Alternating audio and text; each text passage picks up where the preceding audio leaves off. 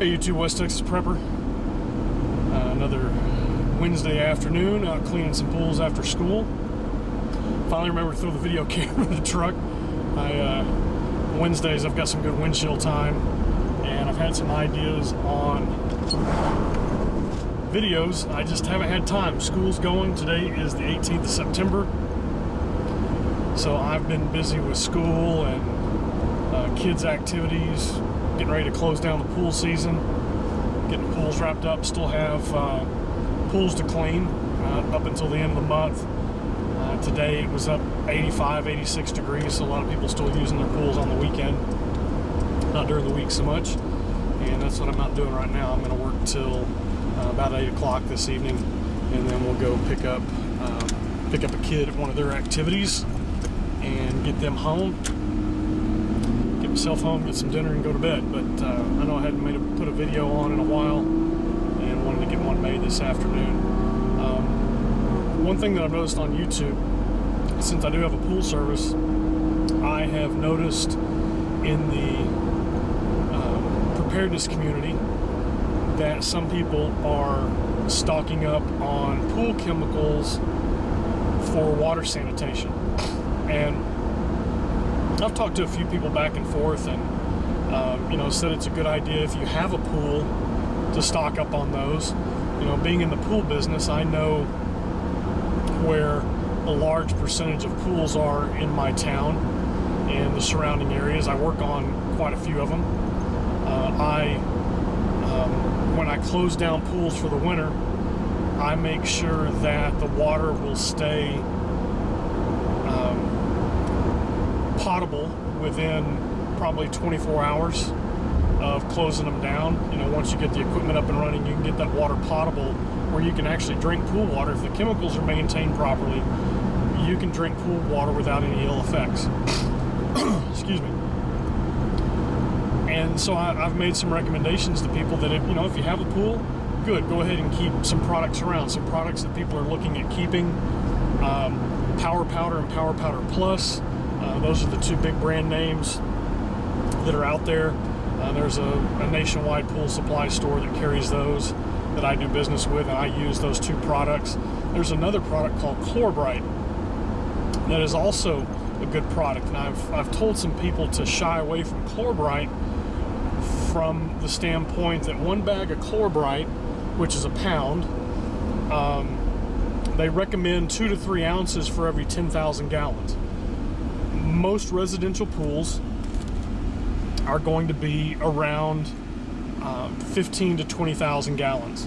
So even out of a full pound of Chlorbrite, you're only going to use 6,000 ounces to treat 20,000 gallons of water. And so unless you have some excellent scales, it's going to be real hard to go in and divide that up to treat water that you're going to consume for your family, depending on whatever kind of emergency situation that you're looking at. Other two products are Power Powder and Power Powder Plus. Excellent products. They do a great job of sanitizing pools, killing the biologicals that are in there, and then chlorinating and getting the pool water where you need to get it. From consumption standpoints, you want about 1 to 2 parts per million.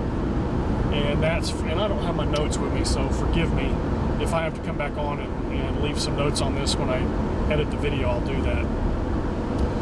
But from what I can remember, that consumable water, potable water, water that's safe for drinking, is that your chlorine content needs to be around 1 to 2 parts per million.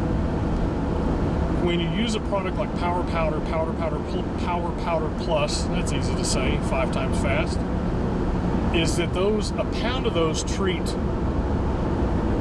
one of them, Power Powder treats 15,000 gallons, Power Powder Plus treats 16,500 gallons.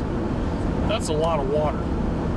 And so when you put the calculator to that, and I did, you really start getting into very minute amounts of those powdered chemicals to treat gallons of water. You have to treat 20, 30 gallons of water at a time to make it worth your while to try to go in and divide that stuff up. And you know, I've told some fellow people in the community that, you know, if you know people that have pools, that have access to pools, that they keep them full year-round, or even out here in West Texas, they're probably 85% pool full during the winter. We'll go in, drain them down below the skimmers and get all the lines cleared out, throw a cover on them, treat the water, and call it good. But even in the springtime, when I go in and open up those pools, the water is still crystal clear. Unless we just have some real weird weather during the springtime, and I'm talking typical lots and lots of blowing dust. We have blowing dust during the springtime, but most time that gets in the pool, settles out, and it's not a big deal. But if we have extreme heat during the wintertime, springtime, then that does cause some problems with the pool. But even then, once you get a pool up and going, you can treat it, and within 24 hours, you've got a swimmable pool. I would say within 36 hours, you've got water that you can actually consume. Now, if you're using it for cooking, cleaning, bathing, hygiene, etc., then 24 hours, 12 hours, you're good to use that water anyway. But as far as for human consumption, I'd wait a little bit longer. What I'm going to do for my situation, even though I know all that stuff and have access to hundreds of thousands of gallons of water in pools, plus having family members that have wells, that have electrical besides the grid to be able to pump water out of those wells, that I'm still going to use the old standby bleach, because it's easier to go in and treat water using bleach. It's a lot more controlled, and just use unscented bleach that you can get, Clorox or whatever your store brand is that's the cheapest, and keep 5-10 gallons of that on hand, and you're going to be in good shape. Am I still going to keep the chemicals around? Yeah, because I need them throughout the year. But it's always good to have that backup plan. Now, if your neighbors have a pool, you have a pool, then by all means keep 5 pounds around. The chlorbrite will keep indefinitely. It's not so much for sanitation as it is for chlorination.